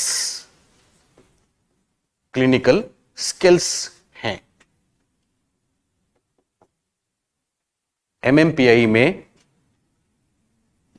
मानसिक स्वास्थ्य तथा रोगात्मक शील गुणों पर आधारित कितनी नैदानिक मापनियां हैं? 10 नैदानिक। डेस मत करो, डेस मत करो, पहली बात। दूसरी बात लिखो, दूसरी बात लिखो, एमएमपीआई 2, एमएमपीआई 2 सर्वाधिक प्रचलित, एमएमपीआई 2 सर्वाधिक प्रचलित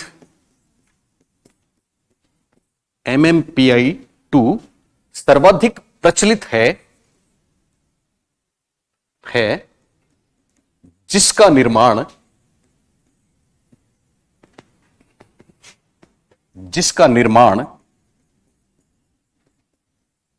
1989 में, जिसका निर्माण 1989 में,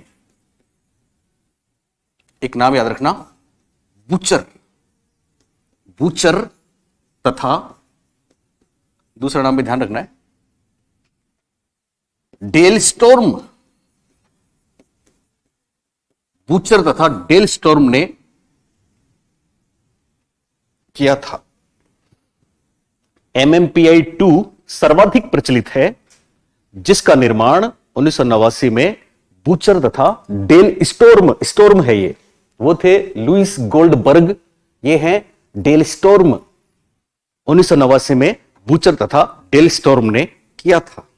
चूंकि ये सबसे ज्यादा प्रचलित है, यही अपने सिलेबस में है, फर्स्ट ग्रेड में स्पेशली ध्यान रखना, इसी में से प्रश्न आएगा, तो वो बात भी हमको इसके नीचे लिखनी है। फिर एक MMPI 3 की केवल एक बात है, लिखा आपने, ध्यान रखना MMPI में क्या है, मानसिक स्वास्थ्य या मानसिक रोगों या अबनॉर्मेलिटी वाली कितनी स्केल्स, 10 स्केल्स हैं, वो 10 की 10 है, यहां पे 2 में भी 10 है, फर्स्ट में भी 10 है। अब उसमें क्या है वो बात हमको लिखनी है नीचे। तीसरी बात लिखो, आप लिखें MMPI 2 में 567 एकांश, 567 एकांश या कथन है जो 10 MMPI 2 में 567 एकांश ओब्लिक कथन है जो 10 प्रकार की स्केल्स से संबंधित हैं। और अब आप करो डेस, संबंधित हैं।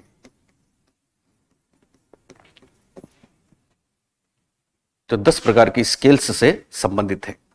अब ध्यान रखना, फर्स्ट ग्रेड में mental health and hygiene topic है, तो इसी के साथ कवर हो जाता है। उसमें सबसे बड़ी बात यही है,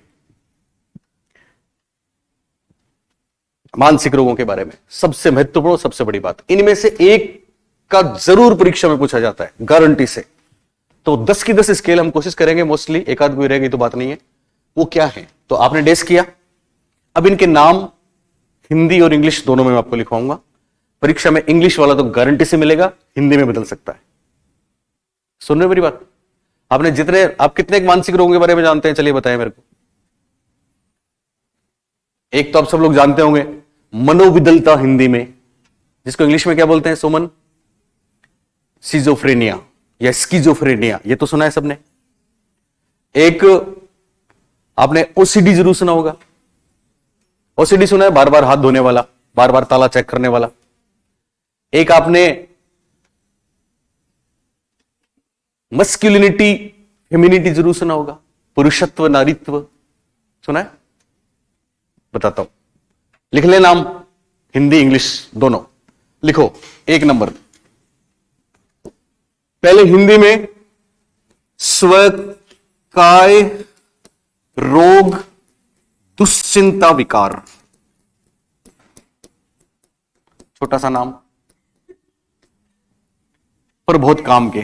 स्वकाय रोग दुश्चिंता विकार, इंग्लिश में हाइपोकोंड्रियासिस,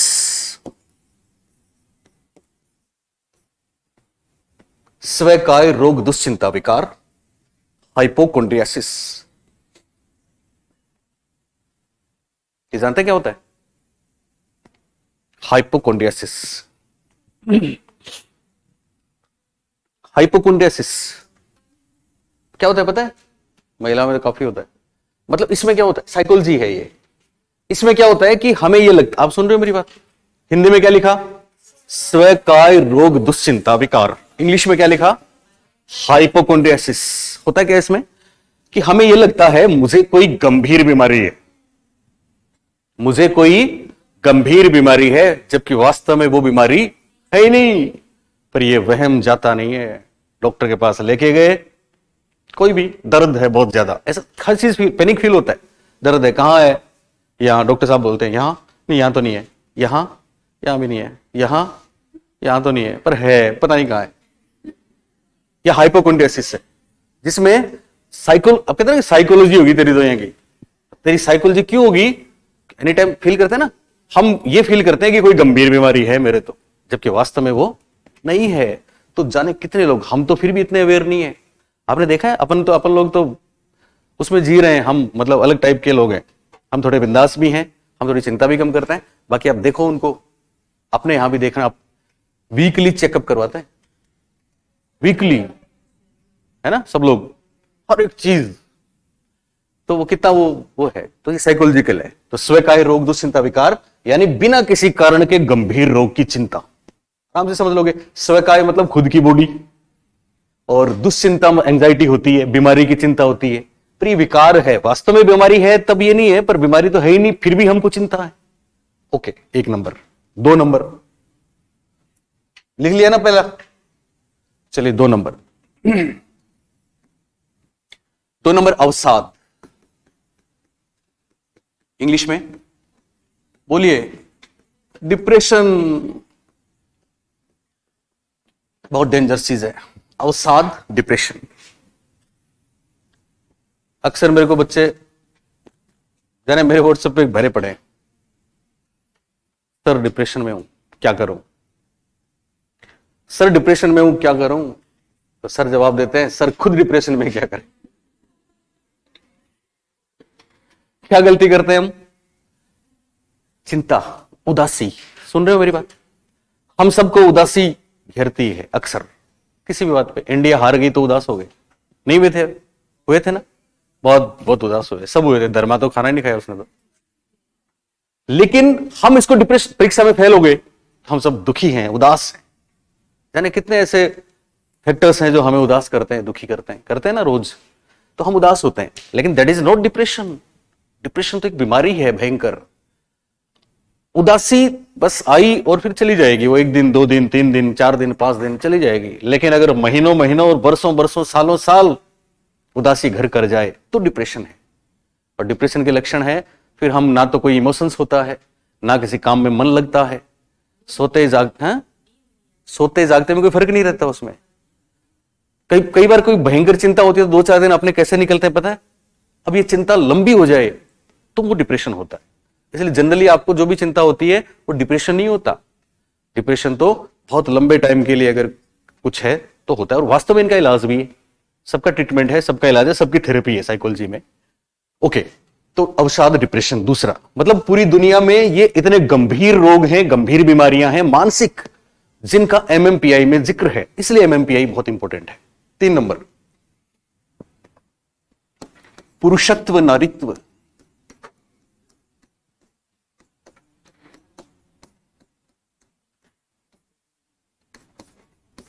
मस्क्यूलिनिटी डैश फेमिनिटी। पुरुषत्व नारीत्व, मस्क्यूलिनिटी, फेमिनिटी।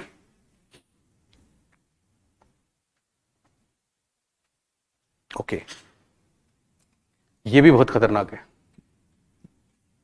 मस्क्यूलिनिटी, फेमिनिटी, पता है क्या है? ये सुना होगा आपने। इसमें क्या है, इसमें जो लड़के हैं, आप सुन रहे हो मेरी बात, बोलो क्या नाम है इसका? पुरुषत्व नारीत्व, इंग्लिश में मस्क्यूलिनिटी फेमिनिटी।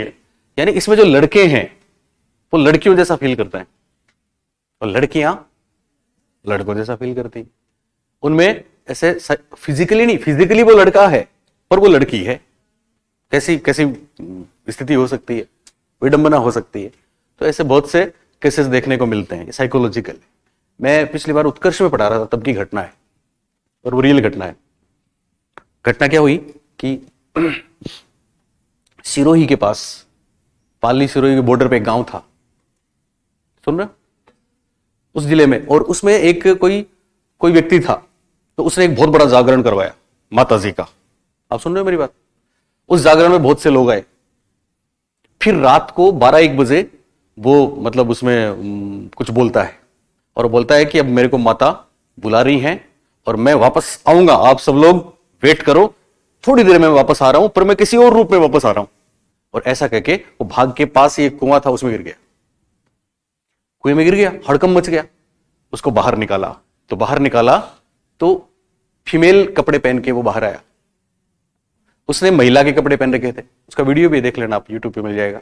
महिला के कपड़े पहन के वो बाहर आया और बाहर आते ही माता के आगे उसने ऐसा किया और कहा, आज के बाद मैं हूं माया। मैं कौन हूं? मेरा नाम है माया, मेरे को माँ ने नया जन्म दिया है। कमाल।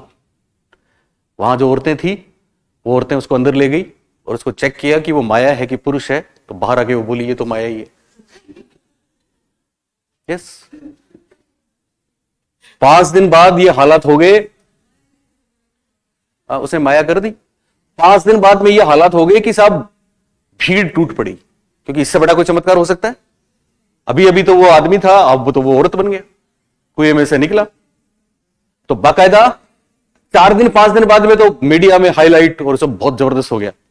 फिर यहां के एसपी कलेक्टर हो गए, मेडिकल टीम ले गए एम्स की। जोधपुर में एम्स अभी है ना, तो उस समय एम्स बना था कि या बन रहा था, ऐसा कुछ था, पर दिल्ली से बुलाए होंगे। डॉक्टर्स लेके गए और डॉक्टर्स ने, नर्सेज ने उसको अंदर ले गए। उसका बाकायदा लाइव रिकॉर्डिंग है, उसको ले जा रहे हैं अंदर, ले गए अंदर। वापस आके डॉक्टर्स ने बोला सी इज फीमेल, वो तो फीमेल ही है। फिर अब चूंकि चीजें इतनी गंभीर थी, लोग बाग आने लग गए, चढ़ावा आने लग गया, सब मामला ही अलग हो गया। फिर उसको जोधपुर लेके आए, और जोधपुर जब लेके आए तो फिर उसका पता लगा कि उसने सेक्स ऑर्गन्स को चेंज किया है, ऑपरेशन करवाया। फिर उसने सारी बात बताई कि एक्चुअली मैं काफी दिनों से, मेरे को ऐसा फील हो रहा था कि मैं इस दुनिया में लड़के के रूप में आ गया, लेकिन वास्तव में मैं लड़की हूं। तो फिर उसने कहीं से अरेंज करके मुंबई में 6 लाख या 7 लाख रुपए बता रहा है वो लगे, मेरे ऑपरेशन करवाया। लेकिन अब वो लड़की बन तो गया, पर अब समाज में कैसे बने? तो फिर उसने अपना एक दोस्त तैयार किया, दोनों ने प्लान किया कि अपन ऐसा करते हैं, ऐसा करेंगे, फिर ऐसा हुआ। हालांकि उसने गलत किया, उसने जो किया वो गलत था, इसलिए वो अरेस्ट हुआ, जेल में गया। पर वास्तव में ये बीमारी है साइकोलॉजिकल, जिसको बोलते हैं पुरुषत्व नारीत्व। क्या बोलते हैं इसको? ओके, चौथा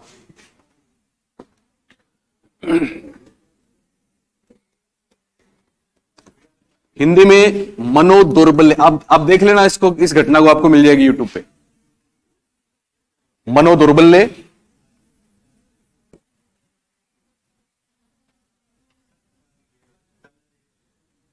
एक है, मनोदौर्बल्य इसको बोलते हैं इंग्लिश में साइकोथेनिया, और एक है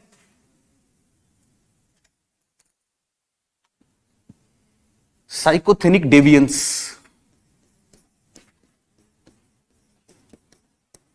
साइकोथेनिक डेविएट या डेवियंस, ये है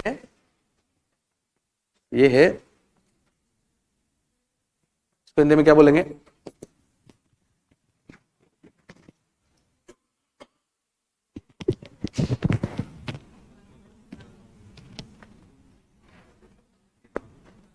ये हिंदी में कुछ भी हो सकता है। डेवियंस को बोलते हैं विसंगतता, और हिंदी में इसको क्या बोलेंगे? यस, मानसिक विसंगतता। यस, मानसिक विसंगतता लिख दो। 6 मनो, ये तीनों एक साथ ही बताता हूं आपको। मनोविदलता, तीसरा है मनोविदलता, इसको बोलते हैं स्किजोफ्रेनिया। स्किजोफ्रेनिया, स्किजोफ्रेनिया, मानसिक विसंगतता। मानसिक के स्थान पे कुछ शब्द और है, चलिए।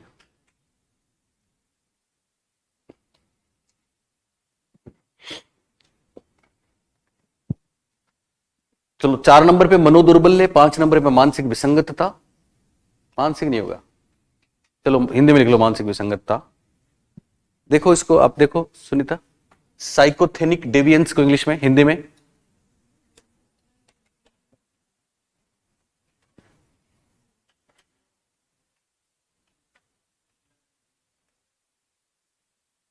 साइकोथेनिक डेवियंस देख रही हो?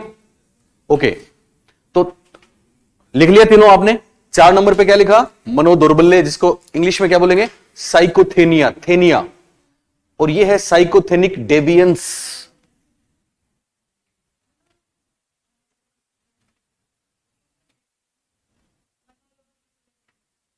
हाँ, मनोरोगी विचलन कह सकते हैं, और भी है कुछ। चलिए, मनोरोगी विचलन या मानसिक विसंगतता तो एक ही बात हो सकती है। ओके, यही लिख लो, चलेगा। और फिर मनोविदलता। तो देखो ये क्या है? मनोदौर्बल्य एक्चुअली ओसीडी का ही दूसरा नाम है। ओसीडी का ही दूसरा नाम है। ओसीडी क्या होती है? ओसीडी तो आपने सुना है, अपने यहां प्रश्न भी आया परीक्षा में। ओसीडी में ओ से बनता है ऑब्सेसिव, सी से बनता है कंपल्सिव, डी से बनता है डिसऑर्डर।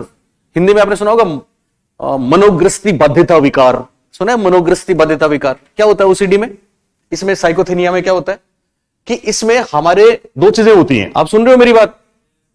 एक तो क्या होता है, हमारे दिमाग में कोई बात घुस जाती है, वो जाती ही नहीं है, और दूसरा उस बात को दूर हटाने के लिए दिमाग से हम कोई काम बार बार करते हैं, कोई व्यवहार बार बार करते हैं। जैसे मैंने आपको बताया भी था पहले सॉल्यूशन में, याद होगा, जैसे मान लो आप घर से निकले तो आपके दिमाग में रह गया कि ताला खुला है, आप वापस आके ताले को चेक करते हो। डबल चेक सावधानी है, पर बार बार चेक करना ओसीडी है, बार बार चेक करना साइकोथेनिया है।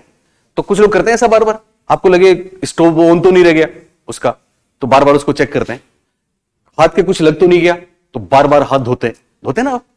इसकी बहुत सी बातें हैं, इसके बहुत लंबा चौड़ी कहानियां हैं इसकी, पर शॉर्ट में इतना समझ लें कि हम कोई व्यवहार बार बार करते हैं, और वो क्यों करते हैं? क्योंकि हमारे दिमाग से कोई बात जाती नहीं है। जैसे आपने देखा कुछ लोग ऐसे भी होते हैं, इसमें बहुत सी बात, इसमें सेक्सुअल चीजें भी बहुत आती हैं, उनके प्रति आती हैं जिनके प्रति हमें नहीं सोचना चाहिए। जैसे किसी भगवान को देखा तो मन में एक इच्छा हो गई उनके प्रति, तो हम क्या करते हैं, हे भगवान गलती हो गई, हे भगवान गलती हो गई, हे भगवान गलती हो गई, तो बार बार हाथ जोड़ते रहते हैं। एक माँ छोटा सा बच्चा पास में सो रहा है, तो उसके मन में बार बार ही आता है कहीं इसकी धड़कन बंद तो नहीं होगी, तो बार बार चेक करती है। ऐसा सब लोग नहीं करते, जो इसके पेशेंट है वो ऐसा करते हैं। दम तो नहीं घुट गया, तो उसको बार बार ऐसा देखती है। कुछ लोग आपने देखा होगा पर्स निकाल के बार बार पैसे गिनते हैं, बार बार पैसे गिनते हैं, उनको लगता है कहीं गिर गए, कहीं खो गए, तो निकालते हैं, बार बार देखते हैं। ओके, स्किज़ोफ्रेनिया ये बहुत ही आज के टाइम दुनिया में सबसे ज्यादा पेशेंट इसके हैं। और स्किज़ोफ्रेनिया मनोविकलता एक ऐसी बीमारी है, आप सुन रहे हो, ऊपर वाला जो है डेविएंस, इसमें क्या होता है, इसमें कभी तो वो मेनिया डिप्रेशन है, बाइपोलर डिसऑर्डर है, बाइपोलर समझते हो ना, कभी तो बिना कारण बहुत ज्यादा उदास, कभी बहुत ज्यादा खुश, इतने ज्यादा एक्साइट हो जाते हैं, इतने ज्यादा खुश हो जाते हैं। कुछ लोग आपने देखे होंगे कि उनको रात को नींद नहीं आती, कोई किसी नेता ने बात कर ली तो वो चुनाव का टाइम है, वो रात को सोता ही नहीं है, बहुत ज्यादा बोलता है, बहुत ज्यादा एक्टिव हो जाता है और थकता भी नहीं है। 4 बजे उठ जाता है, सबको लगता है कि अब ये आज तो सो जाएगा, दूसरे दिन में नहीं सोता, फिर उठ जाता है, फिर उठ जाता है, इतना ज्यादा उसका लेवल बढ़ जाता है। ओके, स्किज़ोफ्रेनिया क्या है थोड़ा सा सुन लें आप। स्किज़ोफ्रेनिया में 2 सवाल बहुत बार आए हैं, बहुत बार। इसके 2 भाग होते हैं, आपने सुना होगा, एक तो भ्रम, एक विभ्रम, सुना है? इंग्लिश में एक तो बोलते हैं डिल्यूशन या इल्यूशन, एक बोलते हैं हेलुसिनेशन। नाम सुना है कभी हेलुसिनेशन? डिल्यूशन क्या होता है? डिल्यूशन या भ्रम क्या होता है? जिसमें कोई उद्दीपक है लेकिन हम उसको सही तरीके से समझ नहीं पाते, मिसकंसेप्शन करते हैं उसका, मिसपरसेप्शन करते हैं उसका, उद्दीपक को गलत समझ लेते हैं। जैसे अंधेरे में रस्सी को सांप समझ लेना, रस्सी को क्या समझ लेते हैं? सांप। कोई पोल खड़ा है अंधेरे में तो उसको हम भूत समझ लेते हैं, या उसको कोई आदमी समझ लेते हैं। कुछ है लेकिन हमने उसका सही प्रत्यक्षण किया कि मिथ्या प्रत्यक्षण किया, मिथ्या प्रत्यक्षण किया। यह स्किज़ोफ्रेनिया का पहला रूप है। जैसे कोई बात कर रहा है तो उसको लग रहा है मेरी बात कर रहे हैं, कोई बात कर रहा है तब, कोई बोल रहा है तो उसको लगेगा कि मुझे आवाज दे रहे हैं। ये डिल्यूशन के एग्जांपल है। दूसरा है हेलुसिनेशन। दूसरा क्या है? हेलुसिनेशन बहुत ही भयंकर है। हेलुसिनेशन में क्या होता है, हमारी 5 ज्ञानेंद्रियां, 5 इंद्रियां जो है ना, सेंसेस, हम ज्ञान की पहली सीढ़ी संवेदना है, 5 संवेदनाएं हैं हमारी, आंख, नाक, कान, जीभ, त्वचा। ये क्या करती हैं? सूचनाओं को ब्रेन तक ले जाती हैं, ब्रेन इनसे मीनिंग मेकिंग करता है, उसको हम क्या बोलते हैं? ज्ञान की दूसरी सीढ़ी प्रत्यक्षीकरण। तो यहां क्या होता है, ये 5 की 5 संवेदनाएं, ज्ञानेंद्रियां, इंद्रियां दिमाग को मिस इंटरप्रेट करती है, दिमाग को गलत सूचना देती है। जैसे इसके बहुत से भाग हैं, जैसे ऑडिटरी हेलुसिनेशन। ऑडिटरी हेलुसिनेशन दिमाग को सूचना दे रहा है कोई आपको बुला रहा है, कोई आवाज दे रहा है जबकि कोई नहीं दे रहा, और उसको लगता है कोई मुझे बुला रहा है। ठीक है। वैसे ही टेक्टाइल हेलुसिनेशन है एक, जिसमें बदन पे चींटियां रेंग रही है मेरे, उसको लग रहा है ऐसा, जबकि स्किन गलत सूचना दे रही है दिमाग। आपने वो सुना होगा पेट में पियानो बजना। यस, पेट में पियानो बज रहा है जबकि अंदर कुछ नहीं है, वो सोमेटिक है, दैहिक विभ्रांति है। तो इस पे सवाल आते हैं, जो सवाल आए परीक्षा में वो मैं आपको टेस्ट सीरीज में दूंगा, तो वहां और बातें आपकी क्लियर हो जाएंगी। बाकी ये डेंजरस है। एक कभी आपने सुना होगा, हिंदी में नाम विभ्रांति आता है, विभ्रम आता है, ब्रह्माशक्ति आता है, उत्पीड़न ब्रह्माशक्ति अपने यहां पे आया था। उत्पीड़न ब्रह्माशक्ति क्या है? उसको बोलते हैं हेलुसिनेशन ऑफ प्रोसिक्यूशन, कि उसको ये लगता है हर जगह कोई मुझे मार देगा, कोई मेरा पीछा कर रहा है, वो जाता है, लोग अपने काम से जा रहे हैं, कोई नहीं जा रहा, उधर कोई नहीं है, उसको लगता है कोई है, कोई पीछा कर रहा है, या कोई मेरे को फांसी दे देगा, कोई मेरे को मार देगा, ऐसी फीलिंग आ जाती है। तो इंसान एकदम पागल हो जाता है। इसमें क्या हो जाता है? पागल होता है, वास्तविकता से उसका संबंध तक टूट जाता है। ये बहुत ही खतरनाक चीज है। पहले जमाने में भी ऐसा होता है, लेकिन पहले हम कहते थे कि साहब, अच्छा इसका एक और है, उसको बोलते हैं ग्रेंड्यूर, मतलब उसको एक होता है कंट्रोल। ग्रेंड्यूर में तो उसको सर्वशक्ति संपन्न समझता है अपने आप को। सर्वशक्ति संपन्न समझने का मतलब मैं भगवान हूं, मैं, मेरे में माता है, मैं तुम्हारा इलाज कर दूंगा। तो ऐसे पुराने जमाने में भी हम खूब सुनते थे, कहते कोई ऊपरी पराई छाया है, या बोलते हैं ना। वो दरअसल क्या था? वो स्किज़ोफ्रेनिया का ही एक रूप है। और कई बार ऐसा होता है इसमें कि कंट्रोल वाला, कि मेरे अंदर चिप लगी है। ये सारे एग्जांपल आ चुके हैं परीक्षा में जो मैं बोल रहा हूं। कोई मुझे कंट्रोल कर रहा है, कोई और है जो मुझे चला रहा है। वो कोई और है मुझे चला रहा है, वही वो है जो कहते हैं मेरे में भगवान आ गए, मेरे में बालाजी आ गए, मेरे में माता जी आ गई, मेरे में कोई वो आ गए, भाई साहब क्या शहीद वाले, जिन वाले वो आ गए साहब। तो ये सारे के सारे क्या है? स्किज़ोफ्रेनिया है। ये क्या है? स्किज़ोफ्रेनिया। तो आज सबका इलाज है, जाने कितने केस मैंने खुद ने देखे। आप बिलीव नहीं करेंगे कि साहब ये लड़का बहुत इंटेलिजेंट, बहुत इवन तो ठीक हुए हैं, वो बहुत आसानी से ठीक हो गए। इनका ट्रीटमेंट चलता है और बहुत जल्दी ठीक हो जाता है। मेरे, अब क्या बताऊं मैं, मेरी स्टूडेंट थी अधिगम में, तो ये वाला टॉपिक चल रहा था, मैंने उसको बताया था, उसको हो गया स्किज़ोफ्रेनिया हुआ। अभी वो एकदम ठीक है, अभी उसका सिलेक्शन भी हो गया, अभी वो आरएस की तैयारी कर रही है, नागौर की लड़की है। पर ये हालत हुई उसकी, मतलब 3 महीने तक उसको ये होश नहीं है कि वो कहां थी। स्किज़ोफ्रेनिक। ओके, ये बात समझ आई आपको? 6 7 नंबर 7 8 9 10 बस टाइम है ना अभी, बस 10, ये लास्ट है। चलिए, एक आता है व्यामोह, इसको बोलते हैं पैरानोइया। ये भी महिलाओं में बहुत होता है, व्यामोह या पैरानोइया। इसमें क्या होता है? हमारे अंदर बहुत सी खराब बातें होती हैं, तो हम दूसरों में उनको प्रोजेक्ट कर देते हैं। हमारे अंदर जो बुराइयां हैं हम दूसरों में समझते हैं। जैसे वो कहते हैं ना कि आप पड़ोसी से नफरत क्यों करते हो? हम पड़ोसी से इसलिए नफरत करते हैं कि वो हमसे नफरत करता है। तो वो सब मेरी बात कर रहे हैं, मेरी चुगली कर रही है, मेरे खिलाफ षड्यंत्र कर रही है, ऐसा लगता है उसको एनी टाइम। अब सोचिए क्या बीतती होगी, घर में 4 महिलाएं, बाकी 3 एक है मेरे खिलाफ है, षड्यंत्र कर रही है, उसको लगता है ऐसा ही। उसको बोलते हैं पैरानोइया। ऐसा ही एक है हाइपोमेनिया। हाइपोमेनिया को बोलते हैं, हाइपोमेनिया को हिंदी में क्या बोलेंगे? ऐसा एक शब्द है व्यामोह जैसा, उछलते हैं ना जिसमें, उन्माद। यस, उन्माद। उन्माद भी कहते हैं, उन्मादी हाथी है, पागलपन है। ये क्या है? हाइपोमेनिया। ऐसा ही एक है, क्या रह गया, एक सोशल इंट्रोवर्जन है, उससे पहले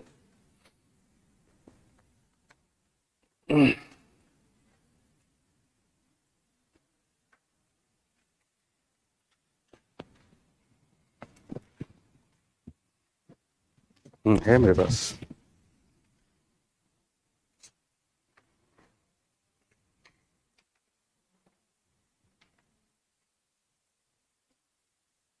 हिस्टीरिया। यस, एक हिस्टीरिया है, हिस्टीरिया।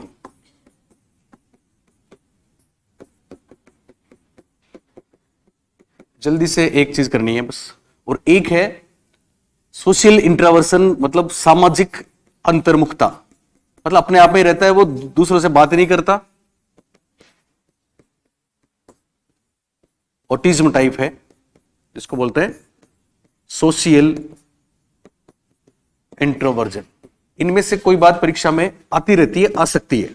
बस ये पूछेंगे कि कौन सा एमएमपीआई में शामिल नहीं है, कौन सा शामिल है, और क्या मतलब है, ये भी कभी पूछा जा सकता है।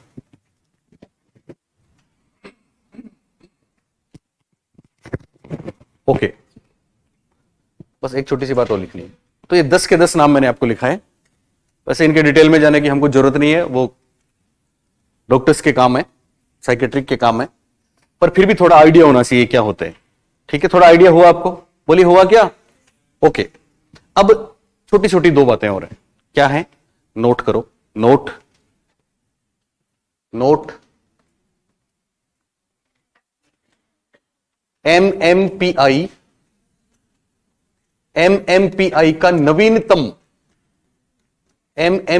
का नवीनतम संशोधन, कैसा संशोधन? नवीनतम संशोधन मिनेसोटा मल्टीफेजिक पर्सनैलिटी इन्वेंटरी 3, एमएमपीआई 3 है, जो 2020 में, किसी का नाम नहीं है, बस इतना ही है, 2020 में प्रकाशित हुआ है, यूएस में हुआ है ये, 2020 में प्रकाशित हुआ है, जिसमें 335 आइटम्स, 335 एकांश या प्रश्न तथा 52 मापनियां, 52 स्केल्स हैं, स्केल हैं, मतलब वहां 10 स्केल हमने देखी और अब यह आ गई 52 स्केल, 52 स्केल। ये 52 क्यों है? इसमें सारी चीजें हैं, इसमें आपके ईटिंग डिसऑर्डर्स भी है। ईटिंग डिसऑर्डर्स जानते हो ना, आप पढ़ाएंगे आपको, anorexia nervosa, bulimia nervosa, binge eating, खाते रहते हैं, इतना खाते हैं कि पता नहीं लगता। एनोरेक्सिया नर्वोसा में लड़कियां खाना छोड़ देती हैं फिगर मेंटेन करने के लिए, तुमने तो नहीं छोड़ा? ओके, तो ये 335 एकांश है, कितने एकांश हैं? 335 है, उसमें 467 थे, उसमें कितने थे? 467, उसमें कितनी स्केल्स थी? 10, सॉरी, हाँ 567 ही बताया मैंने, नहीं 500, सॉरी 500, 5, 6, 7 थे, उसमें 567 थे, इसमें कितने हैं?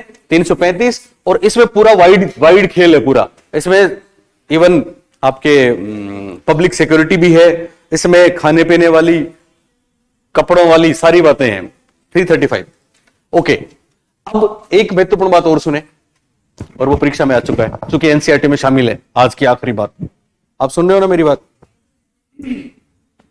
आप में कितने लोगों ने मेरी उत्कर्ष की क्लासेस देखी है? सुमन आपने, पारुल आपने, ओके हाँ। तो उत्कर्ष की क्लासेस में हमारे साथ एक सर और भी हैं, उनका क्या नाम है? मलिक सर।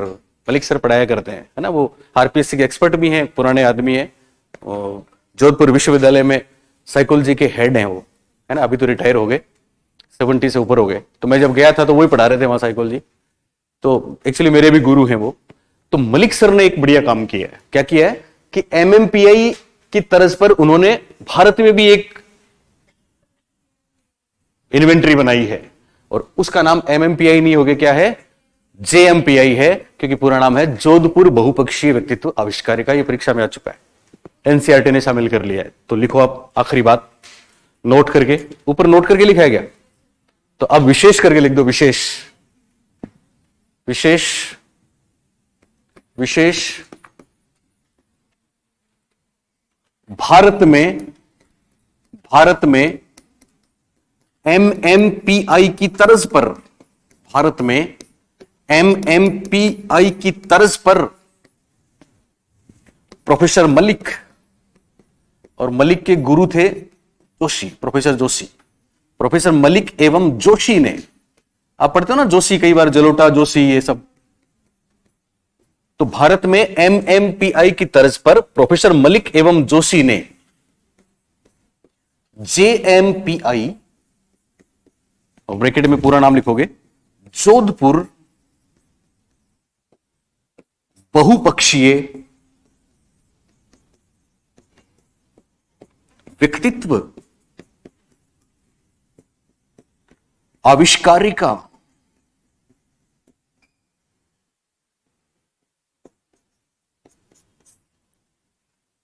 का निर्माण किया है,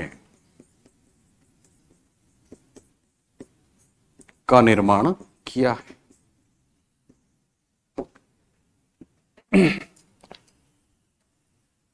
प्रोफेसर मलिक एवं जोशी नाम याद रखना है, क्या नाम है इनका? मलिक एवं जोशी। इन्होंने क्या बनाई? जेएमपीआई, और जेएमपीआई का पूरा नाम क्या है? Jodhpur multiphasic personality inventory. English में क्या हो जाएगा? जोधपुर मल्टीफेजिक पर्सनैलिटी इन्वेंटरी, और हिंदी में क्या हो जाएगा? जोधपुर बहुपक्षीय व्यक्तित्व आविष्कारिका। तो जेएमपीआई भी सेल्फ रिपोर्ट है। जेएमपीआई भी क्या है? सेल्फ रिपोर्ट है। बाकी करेंगे कल।